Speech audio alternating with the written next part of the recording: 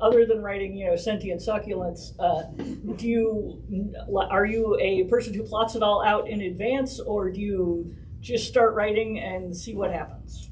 I do plot it out. I write like about a 1-page outline. 3/4 of the way through it says, and then something awesome happens. And then I start writing and almost immediately deviate entirely from the outline. But the outline exists to reassure me that there is like a story. How about you? Do you outline or do you No, if I outline, then I know how the story goes and I don't care anymore and I don't write it. Which is really a problem when you have an editor who wants an outline. I know. We've had 1 or 2 terrible mismatches. But no, mostly I sit down, I write the first sentence, and I just go, and so far it's worked out.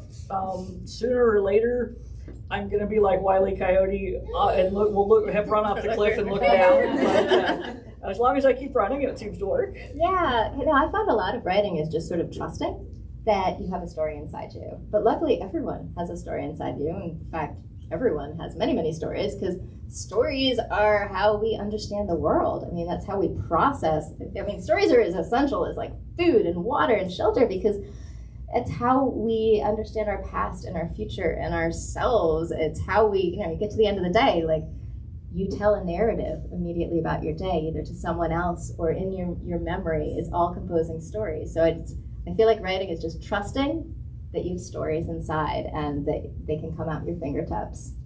And if you are questioning whether you have one, ask yourself, is there a story you tell at parties that is well worn and carefully curated and you know exactly where the beats land? Then if someday you have to write a book and you're like, I have no voice, write that story down and see what happens. Yeah, throw in a talking spider plant or something. I think it was, damn it, now I'm drawing a blank. He wrote all the noir books, the Big Goodbye, the stuff that, not Dashiell Hammett, the other one. The other one, Raymond Chandler. Thank you, Raymond Chandler, yes, said that if you ever get stuck in a book, have someone come through the door with a gun. My version of that is, and then a dragon arrives. My version seems to be, and then they fall in a pit. That works. Yeah, you can't do quicksand anymore. Nobody appreciates quicksand the way that people of our generation do. I should grow up thinking quicksand was like going to be a really big issue. I mean, it turns out to not be that relevant. No, but we all know we stretch out flat, grab a stick. Yeah, it's going to be fine. There have been some fascinating scholarly articles and reports done on why were so many people obsessed with quicksand in like the 70s, and now none of us are anymore. Yeah. Anyway, we've deviated already. This is why I was like, you know what you're getting when you ask me to conduct the author interview. This is literally how I write a book, so it's all good. It is, yes. At this point, I'd be like, quicksand? Yes or no? Right. Does it talk? I actually don't know if plants sink in quicksand, but could Kaz like get his root ball? Okay, no, that's we're getting into fan fiction now. Okay. So you say in the afterward that you wanted to write a book that felt like a warm hug, and you have succeeded admirably. But what were you doing, like as you were writing? What were you doing going, no, this needs to be cozier. No, this needs to be warmer, damn it. Were there moments where you're like, this is not cozy enough? Yeah, no, definitely. It was actually a really interesting technical challenge writing-wise, and I don't think I could have written this book if I hadn't written epic fantasy first. I have a bunch of epic fantasies and look like bloodthirsty nature spirits, sea monsters, bone army. The body count is kind of high. The first one's called Queen of Blood, so you kind of know what you're getting into. I actually wrote an apology letter to my characters that I killed off at the end of it because I felt really bad. Anyway, but having that knowledge of how to build the stakes, build the tension. I mean, we're constantly taught that, either self-taught or taught by somebody being like, nope, you need to raise the stakes every page. If there's an author whose shoulders do not go up around their ears when they hear raise the stakes. Yes, yes. So we are well trained to raise the stakes. So the instincts are there. You want to save the world.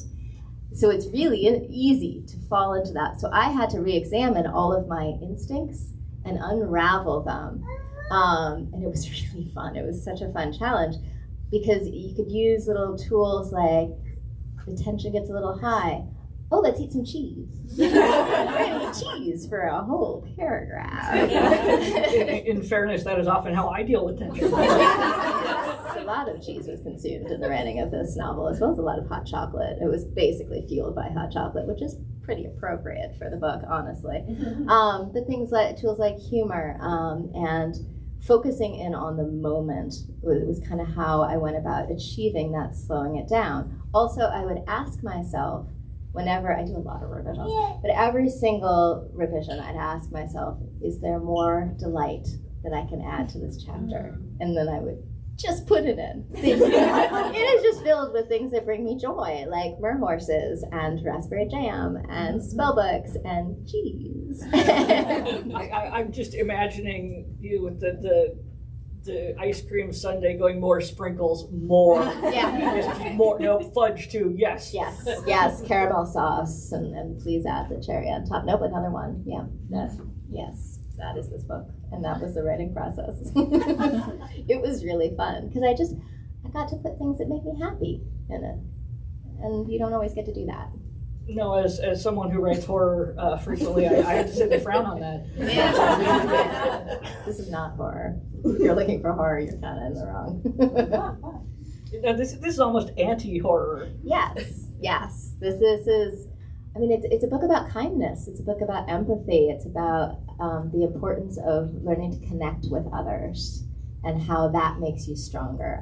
I have discovered through the process of writing many books, you probably have too, what some of my obsessions are that you didn't know beforehand. You're like, oh. What's really embarrassing is when you didn't know them and you don't know they're obvious in the book, and then somebody comes up and it's like, you really have a problem with horses, don't you? And you're like, yeah.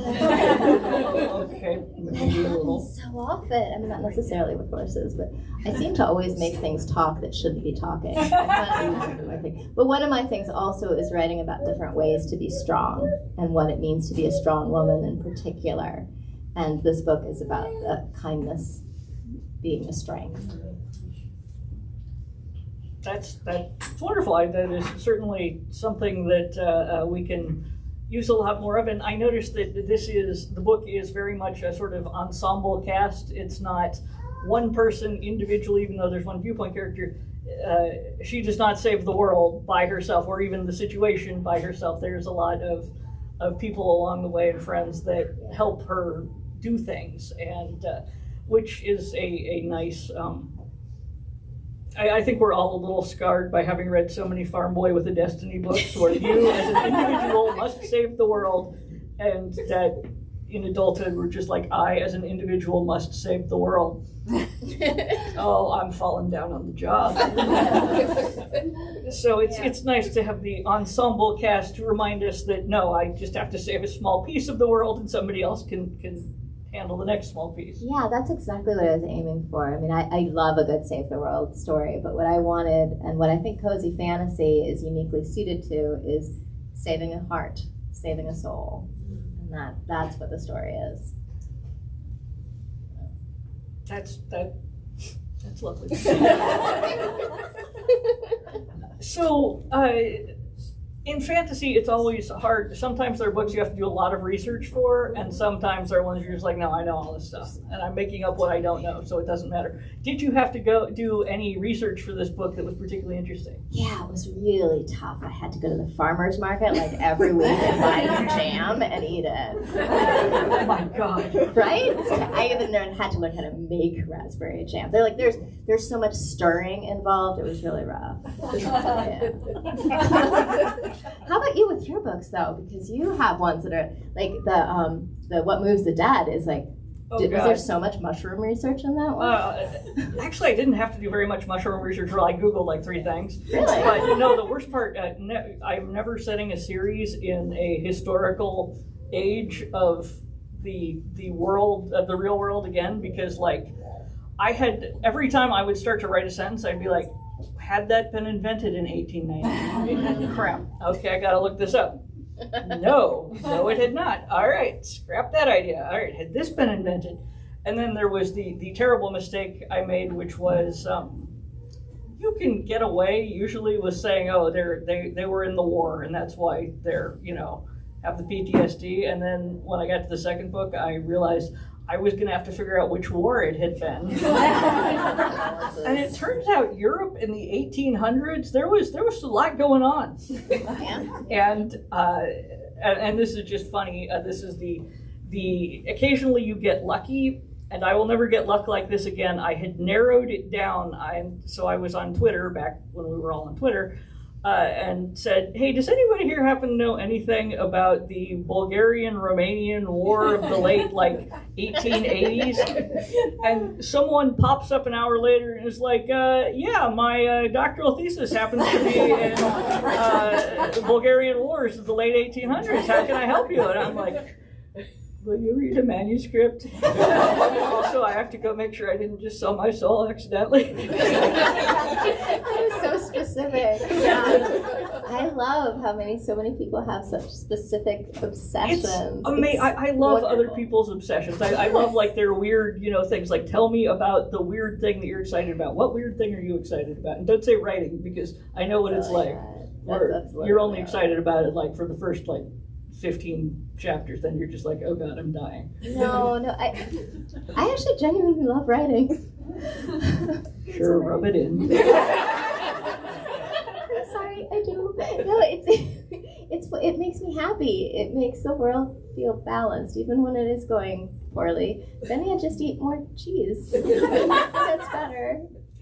Do you have a non-writing obsession like succulents or cheese? I really like my family. Oh, I have a great cat. I ill-tempered was actually the phrase I remember from Well, she's not very well behaved, but she's super soft. Like a chinchilla. Yeah, I don't really have hobbies. I mean, I can play the piano. I play the piano. I don't know if I can play the piano. Just to clarify. I'm not good about practicing, which I'm told is essential, but I've been playing since I was 5, so I can do Fair Elise pretty well. That's better than I can do.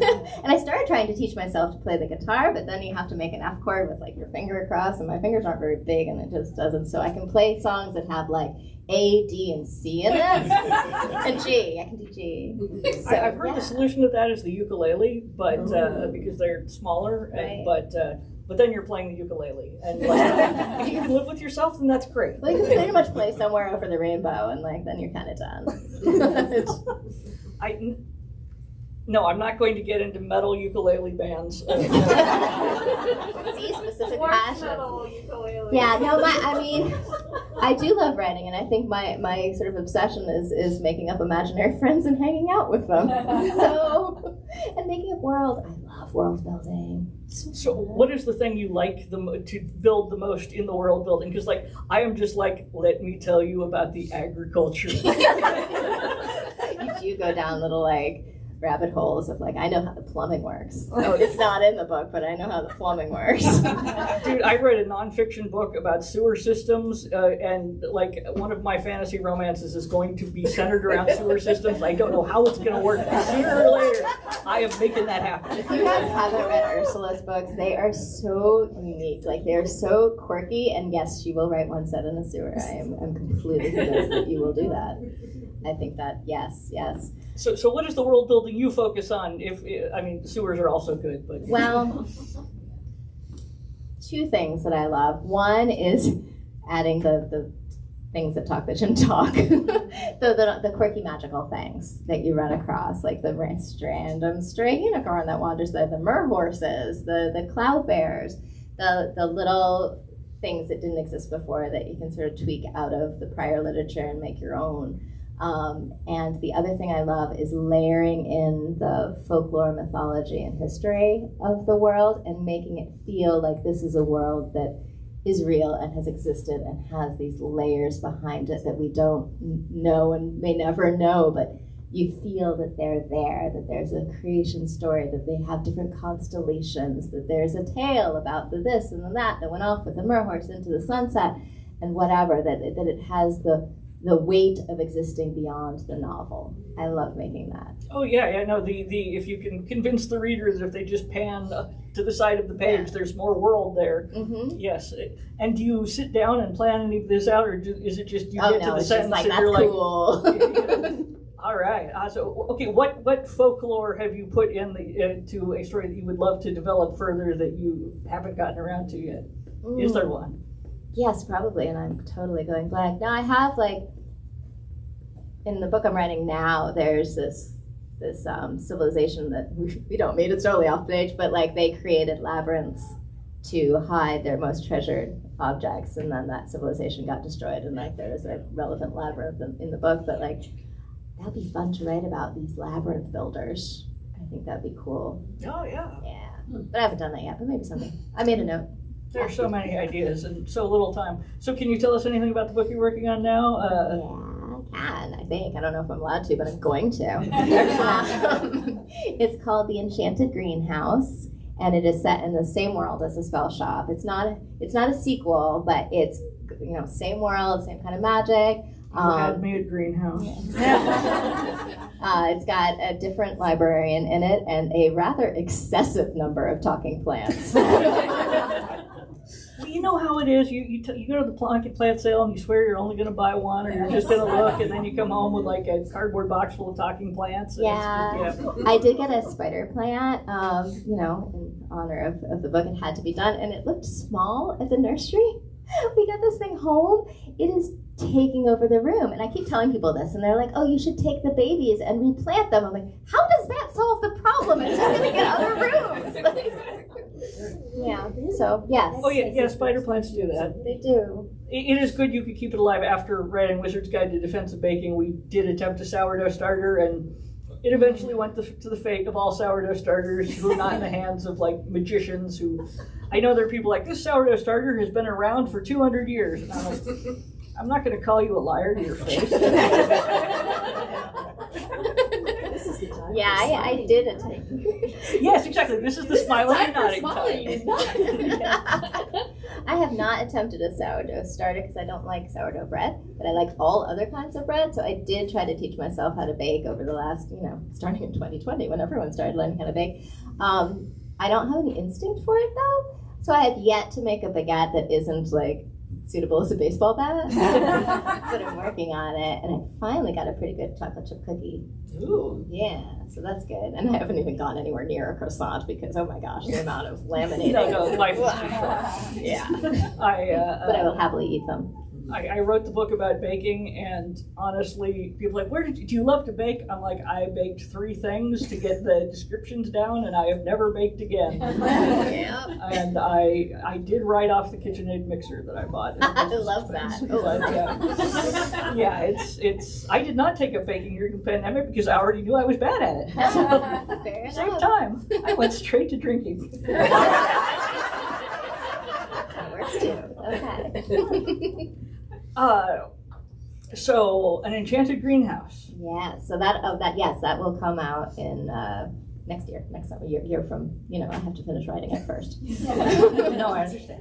But it will have the same cover artist, Lulu Chan, that did the cover art for this. She is amazing. I love her work. She's on Instagram. She actually also did some of the animation for the Spider-Verse movies, which I think is really cool. Those movies were so good. And now I'm realizing that the fact there wasn't a spider plant man was an incredible that is an oversight. How did they not go there? They had a spider ham. They could have gone with spider plant. Yeah. All right, we should tell them that. All right.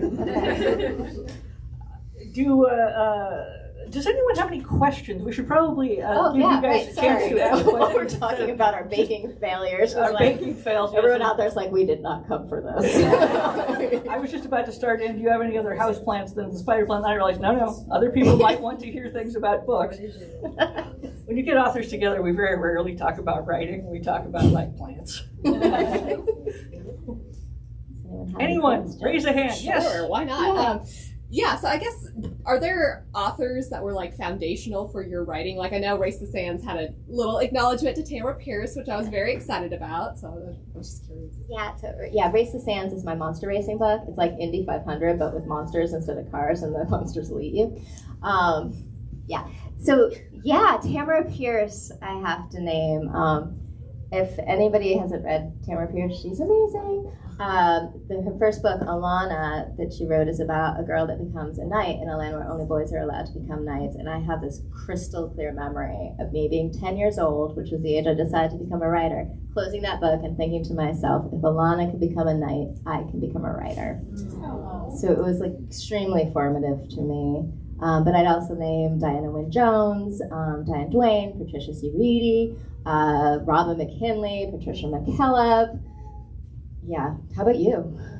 Oh, no, you just named them all. Okay. No, I loved Diane Duane's books with a deep and desperate passion, and more people should know about them. Deep Wizardry. So there's this series that I love there. The first one's So You Want to Be a Wizard. Read that one because you won't know what's going on, and it's really good. But Deep Wizardry has the best shark character ever written. So, highly recommend. Yes, definitely. And I actually did not read her Want to Be a Wizard books until later in life. Oh, really? I got there through her Star Trek novels because I was a little nerdy kid who was reading all the Star Trek novelizations.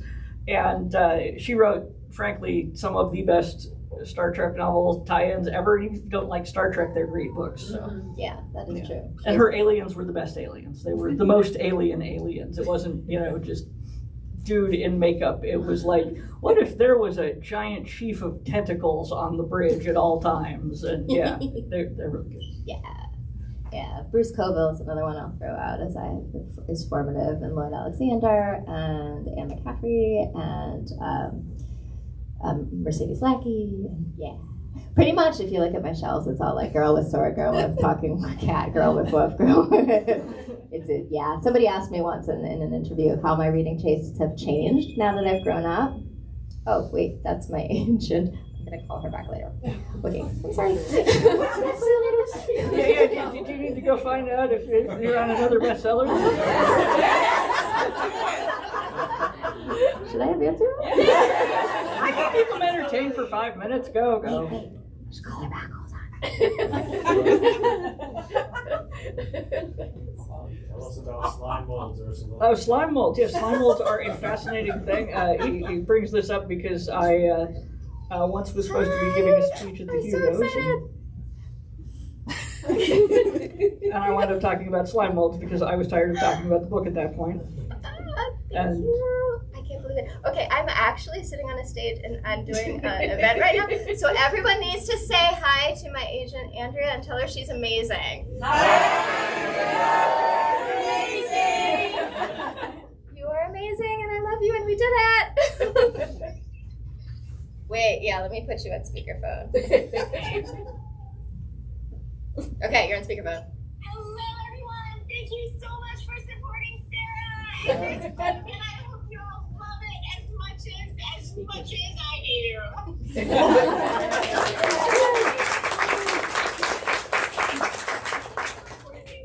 Okay. Thank you. I love you. You're amazing. I love you. Bye. Thank you. What's that mean? Slime molds are excellent. Yes. I recommend them highly.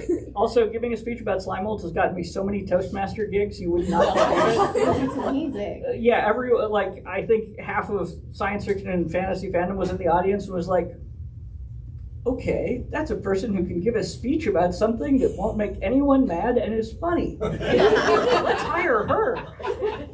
See, I only know about writing. I need to develop a hobby. Can we add that to the to-do list? So, yeah, okay. Because that's kind of embarrassing. I couldn't think of anything.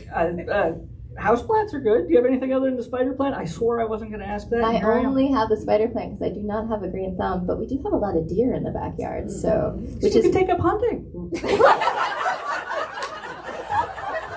Okay, I may have gone to the wrong place.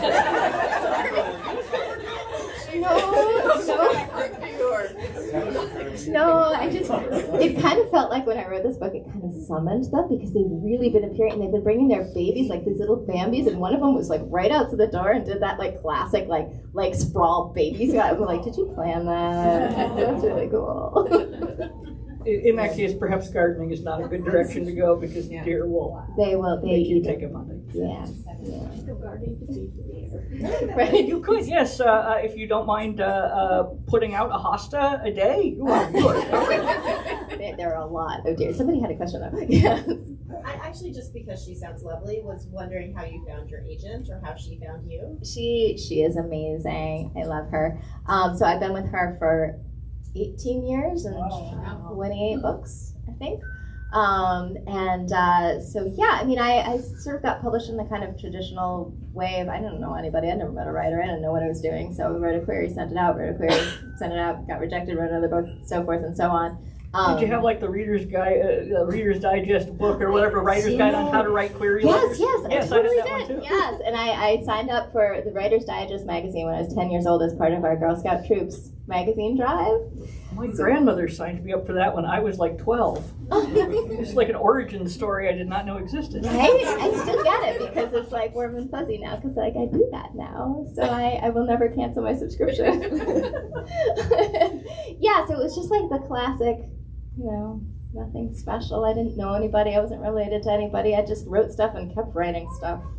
And she's wonderful. And thank you all for saying hi. Yes.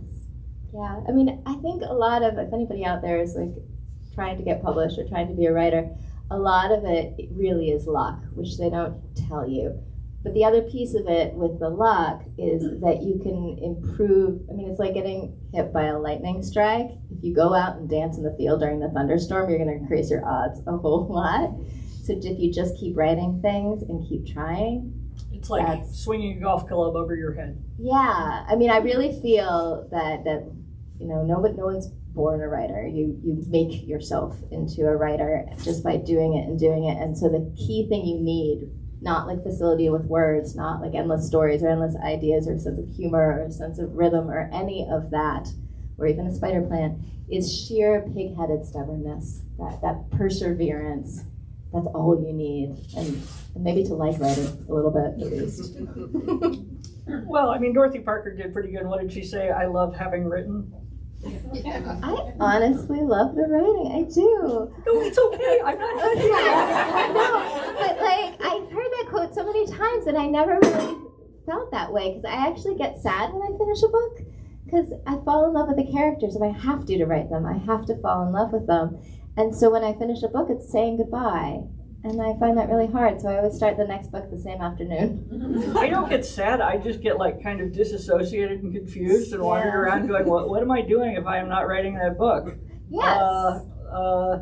To the point where other author friends are like, I finished the manuscript. Oh, I'm so sorry. Yeah, it's true. I'm happier when I'm writing, so I like to know what I'm doing next before I finish this one, so I don't have that wandering around moment of I am sad and purposeless. Someone please feed me or something. Yeah. Well, the difference between being a working writer and being unemployed is usually whether there's a manuscript or not. There is that, yeah. Although I do have to say, by the time it comes so they send it for copy edits, which is fine. They'll leave my commas alone, and then it comes back again, which is fine. And then sometimes it comes back again, and I'm like, we did this. This one's done. I've moved on. Do I have to? Did you get it right? Like, I'm sure it's fine. And then a typo slips through anyway, and oh my goodness. Oh yeah. And they always take my ellipses. I am never allowed as many ellipses as I would like. I do love ellipses. Hyphens are my friend. M dashes. M dashes. Yeah. M dashes are great. Yeah. And a properly used semicolon is my love. I'm not as big into semicolons. Oh, they say so much. You can just, they're such a... the editor of all of the fantasy romances, the Paladin books, is always like, a semicolon would go here, and I would and whenever she does it in dialogue, I'm just like, people who speak in semicolons are not to be trusted. I did have a copy editor that told me you're not allowed to use semicolons in dialogue, and so I wrote stat, which means don't touch it. This is the same editor who was like, you should take out this ellipse, and so she said that so often I started naming them and giving them backstories. in Microsoft Word, there's a sidebar with with the editor comments, and so I just like, this is George. He has been working 2 jobs, put himself through college, and then the next round would come back and it would just say, I hate George.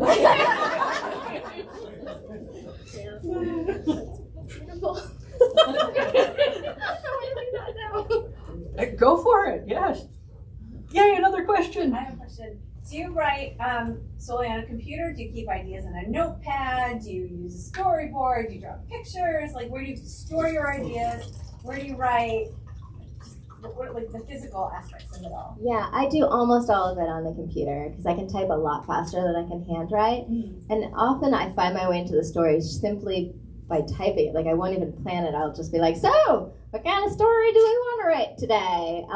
I have literally written entire novels by writing at the top of the page things I think are awesome. Just listing them out, grabbing 3 of them, shoving them together, and seeing if a story comes out of it. I've gotten myself out of writer's block situations just by going like, so why did I like this book in the first place? And just babbling at myself. So it really comes through that stream of conscious writing. I do, use the notepad on the phone and post-it notes so that, because if I don't write it down, I will forget. So if a random idea comes, and then you occasionally find like old post-it notes, it'll just be like, no mermaids. I'm like, okay, why not? What happened to you? I've started using the notes function on my phone similarly, and sometimes the problem is I can never like remember, or I'll just hit the next one, and then I'll go back and there'll be one like 5 years ago that has something very important that I don't know what it was important to, but clearly it was important to me when I wrote it. It was. Otherwise I wouldn't have put so many exclamation points. Same. Yeah, so I mean, I find my way through the stories by writing them, really. And either writing the story into the story itself or writing about the story and approaching it sideways, whatever ways works. But for me, it's the stringing the sentences together that gets it to come. Not talking about it, not like thinking about it, just writing. I will say, if you are stuck, the listing objects and whatnot is very useful. I have, when I wrote a lot more for kids, one of the presentations I would do is like, if you are absolutely stuck, look around the room, find 2 objects, say they fight crime, and that's probably a book. Yeah, that works really well. Questions? Yes. What was your favorite part of writing this book? That's hard to choose. My favorite part of writing this book was, I loved writing this book. Usually my writing process has what I like to call the doomed stage, where you're writing, it's going fine, and all of a sudden, you're doomed. This novel will never be done. It doesn't make sense. What are verbs? I don't know. And it happens. Your ancestors, your editor will be like, oh my God, did something happen to you? Right? And yes, and this fear descends, and then my husband gives me a pep talk, which he's threatening to record because it happens like every single book. At the 60% mark, yes. Yeah, I just shoved the manuscript at my husband, and I'm like, tell me if this shames my ancestors. And he, which is great, but the problem is that if I know he's reading it, I will just watch him like a hawk. Oh, yeah. He has to go, mine has to go in the other room, because otherwise I'd be like, you laughed, what was funny? Yes! what made you laugh? What was that bit? Yeah. Oh, yeah. But with SPELLSHOP, there actually wasn't a doomed stage. I really enjoyed the thing the entire way through, and I think my favorite part was when the characters would talk to each other. Just the dialogue, getting the banter back and forth, because for me that's when character comes to life, is when they start babbling, especially when they go off topic. If you're ever stuck, frequently I've found just standing in the shower listening to the characters argue in your head is like, I should be taking notes. It's always in the shower too. Yeah, no, the shower is magic for that. Yes. They have then, shower notes. Yeah, they do. Like, you can stick it on your wall, and you can like literally take notes. They're wet. I have. It looks super sane after that. Oh yeah, let me just get some red string and we'll be covered. Are there any other questions? Yes.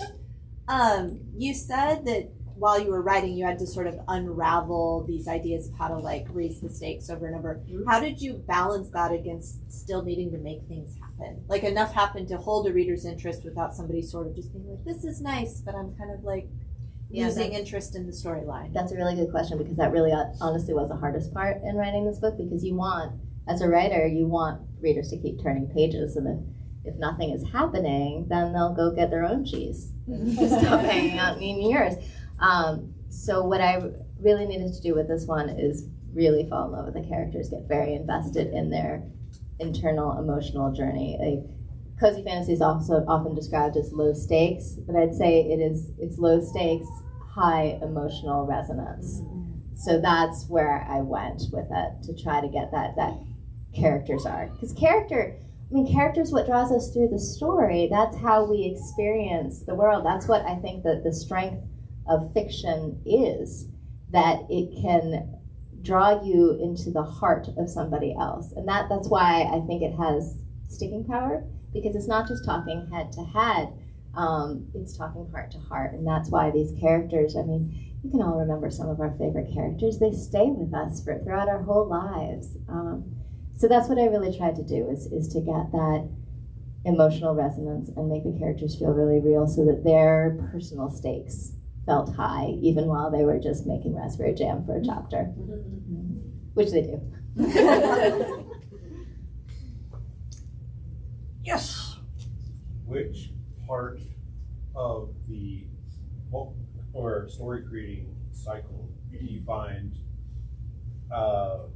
more relaxing? The actual book creating, the actual like coming up with the story, writing it, publisher, or the time in between when you're not writing it? You have like time to come up to the surface and say, oh, this is where the world is nowadays. I think, well, there's no time in between. No, but the revising process for me is what I find the most joyful, because that's when you're really bringing it to life. The early draft is, you have to make You are an alien. You enjoy the edits? I do. I love it, because that's when it can really come to life, because that's when you're choosing which details will cast the spell the best. And because you want to choose the details that are the most evocative of an entire world and an entire experience. So narrowing down on which details will do that the best, I find really, really fun. The first draft is like, you have to make so many decisions. You get to the end of the day and you're just like, have this decision fatigue. And then somebody wants you to decide what to have for dinner, and you're just like, no, I'm opting out. Feed me things, like, jeez.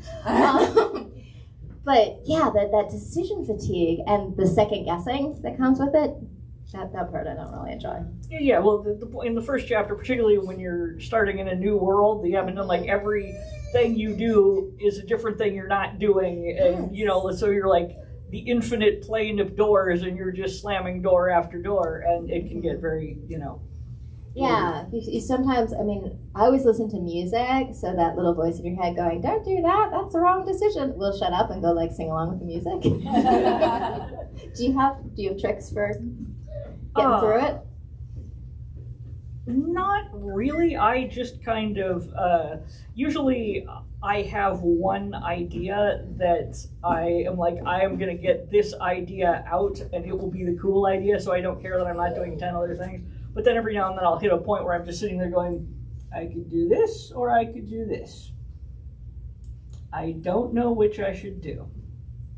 Perhaps I will go for a walk. And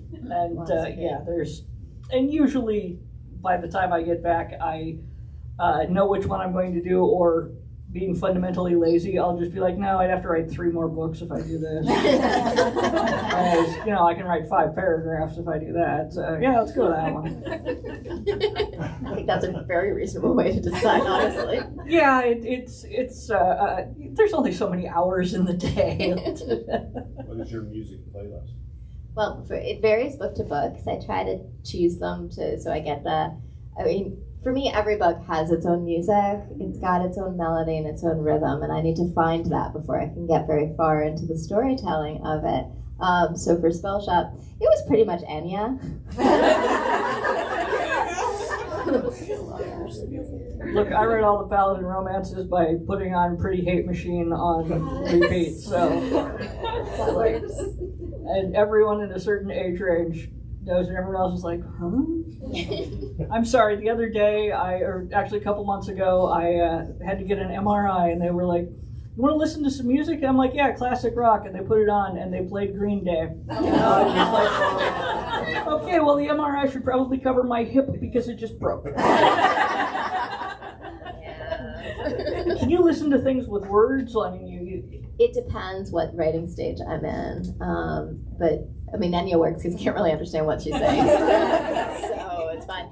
But sometimes I have to be pure soundtrack. Like, epic fantasy, I highly recommend the Wonder Woman soundtrack. Yeah. Video game soundtracks I have found are excellent. Yeah, because usually you get like the Skyrim soundtrack, and it's this sort of, big. You don't want space. like Mario Brothers, but No, that would be bad. And if you're writing action scenes, the Borderlands soundtracks are pretty good. Ooh, good to know. Yeah. Okay, yeah. Yeah, so soundtracks are some like big classical whatever. Which probably classic musicians are like, did you really just sum up? Whatever. But yeah, so it sort of depends kind of what stage I'm at and what the mood of the book is. There is no right answer. I have a friend who writes historical romances who listens to Christmas carols the entire time, like all year. That's amazing. I'm like, you found what works for you. Go for it. That's good. Yeah, but I can't write to silence. Otherwise, I start focusing on like the hum of the refrigerator, and that's not helpful. I often will go to a coffee shop, and then it's fine as long as there's just some background noise. But if an interesting conversation starts happening, or a weirdo comes in and starts confronting the barista, I'm just like, let me just go over to social media and just take notes for everyone to know. I've seen you do that. Yes, sometimes you just gotta live tweet the person who came in to say, the problem is the Welsh are all vampires. Yeah, I can't write in coffee shops because I'm terrible at eavesdropping and people watching. I always wish it was socially acceptable to just go up to somebody and be like, so how did you get to be you? There is in Denmark. There is a museum where you go in to listen to somebody else's story. It's a library of people with their stories. Oh, there's a story. And it's you're supposed to go in and be like, so tell me. That's really interesting. I like that. I'm guessing introverts are underrepresented.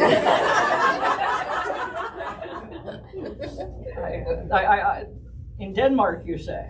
I think it's Denmark. Okay. I want to say Denmark, but It's Copenhagen. there's so much in here. It's a little. Yeah, you've been there. All right, she's been there. All right, Copenhagen. Okay.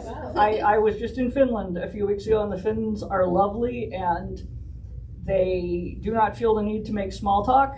Yeah. And they're lovely. And one of them, came up and said, I very much enjoyed your book. It was one of the best I read last year, and I do not say that lightly. I am a Finn. I feel enormously complimented. It is lovely. Which book was it? It was actually Jackalope Wives. It was a short story. Yeah, it was. Very nice people. They don't sleep during summer though, at all. No, the 2 hours of night, they're like, that's fine. Winter is very long. We will just stay awake all summer. Did you see any polar bears? I think you have to go to Svalbard for that. That's Norway. Okay. I Yeah. didn't see any polar I feel like either.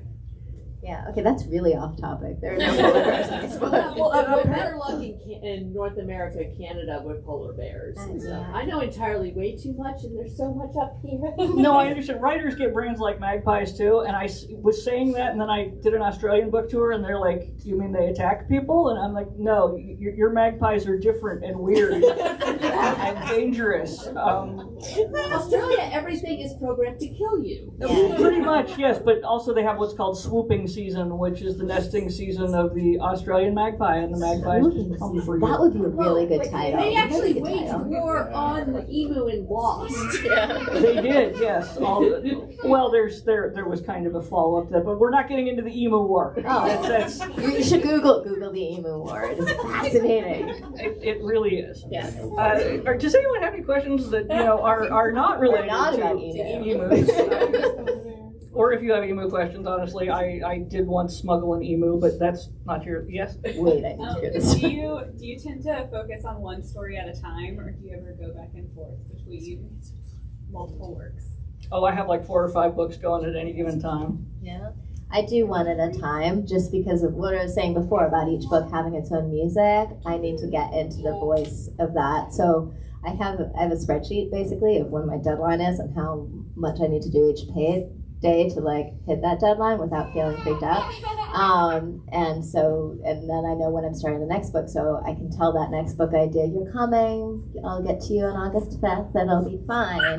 And then I can focus on this one. And I always, my key with the setting the goals is to like put the bar like really low, like something really reachable, so I feel like good about myself at the end of it. Because if you set the bar too high, then you're like, why try the next day? You're not going to reach it. But if it's really like, okay, you're going to nail that paragraph. So what is it? Do you set a word count goal? Or? It's more of, it's a little more vague than that. It's more like do this next chapter or do the next scene. And I have discovered that my chapters, I used to think it was kind of an artistic sense of how long a scene lasts, but I can write about 10 pages before I get hungry, and that's how long my chapters are.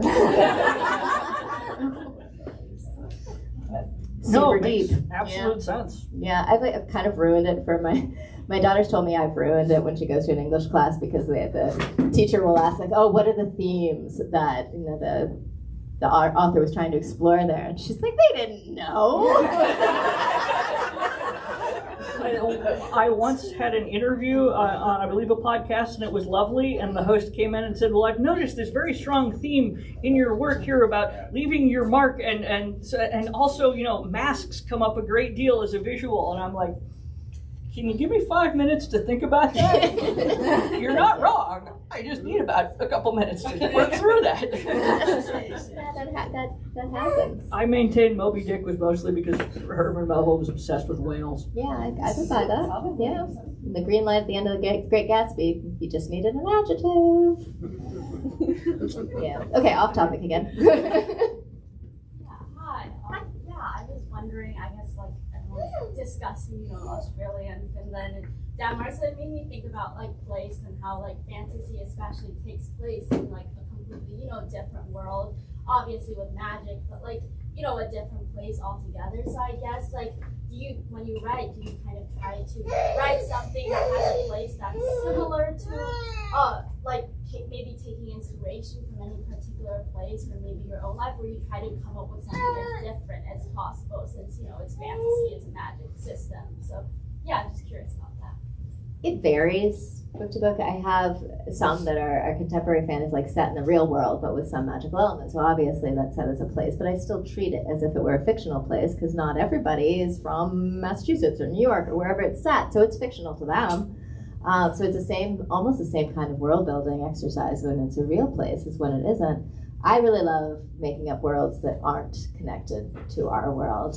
My favorite technique for creating a world is you make one decision, one thing that is odd or unusual or special about your world, and then start asking it questions, all the way down to what the agriculture is and the plumbing is and so forth. And the more questions you ask, the deeper, broader, wider, more real, and more organic and more unique your world will be. So that's my favorite way to grow a world. How about you?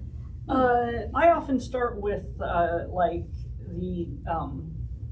I suppose the biome, for lack of a better term. I'm like, is this set in a forest? Is this set in the desert? Is this set in, rolling fields? Is this set in the mountains? The book that I just handed in is a weird retelling of Snow White, and I was like, I'm setting this whole thing in sort of a quasi-Mediterranean desert, because that's not a setting that gets used all that much in fantasy.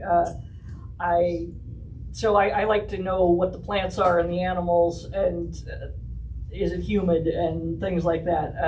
And if I'm setting a book in the real world, then I generally pick a place that is fairly close to me, because if I tried to write something set in Chicago, I would have to sit there with an atlas and figure out times and buses, where if I'm setting it in Pittsburgh or a thinly, disguised version of Pittsburgh called Ponsboro that's located in just about the area that Goldston would be. Not to take an example completely at random. I don't have to do as much mental math and research. I can just be like, okay, this thing happened, all right, it's about a 20-minute drive, whatever. If you are setting things in real places, anyone who lives there is going to have very strong opinions about. And they will email you. Yes. The other two things, incidentally, if you are writing a world with guns, the gun people will email you. And if you are writing a world where you spend any length of time on textiles, anything, the textile people, the knitters and the crocheters and the yarn people will write you. And the textile people will write you not in anger but in sorrow. And they are sure that you did not mean to screw up when exactly the zipper was invented. And I want you to know. And honestly, I feel much more guilty about that than the gun people because they're usually just weird. But although if you can get them on your side and just be like, hey, gun people, what gun do I use here? And all of a sudden they'll just fall out of the woodwork and be like, your character is carrying an 1848 German Mauser from such and such with the following, officers. And I'm like, okay, thank you. I'll let you do with the acknowledgments. Gun Humper 43. Yeah, I mean, the thing is, the more real details you can put in, or details that feel real, the more magic you win, because the whole thing is about earning that suspension of disbelief and getting that. You're trying to cast a spell. I mean, we're trying to be wizards and get people into this shared dream and create this telepathy, and you can do that by as many real details as possible before you ask someone to take that big leap. So you buy the magic with a reel, whether that reel is a Pittsburgh bus stop or whatever, or it's the spider plant is gonna have roots, and how would he actually get around if he could move?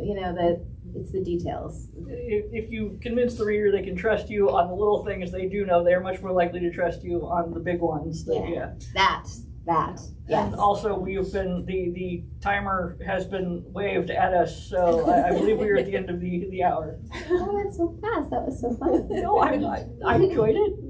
Yay. And you guys were captive, but you were delightful. If you would like any more books signed, I believe that Sarah will be signing if you came in late or have anything else, and I will probably be around there too if you have any. Or if you have any questions and then want to ask it in front of the audience, we're here. I'm trying to think of questions someone would want to ask me that they can't ask in front of the audience, and now I'm scared. No, I meant just if they feel shy or something, not if it's or I suppose they might have those questions too. I don't know. It reminds me of health class in 9th grade. I'm sorry. Don't think about that. I'm trying not to. All right, think about mushrooms again. There are children in the audience. Thank you all so much for coming.